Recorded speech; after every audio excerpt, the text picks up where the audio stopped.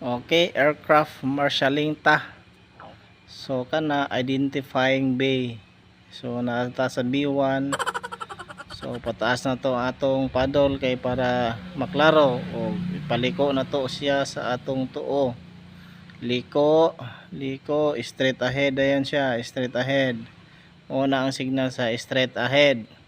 So slow down kay doon naman siya, hinay-hinay, stop. Yun. Stop din daw siya. So naka seat brake captain para dili na magdagan imong eroplano. So kill engine dayon. Ha. Matik na siya.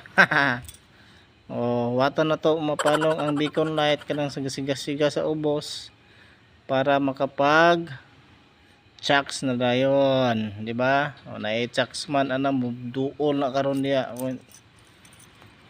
Na wate. Wa pa napalong ang beacon light to, siga-siga pagyapon. Sad ugkay kay palongon oy to. Kauban ako oh.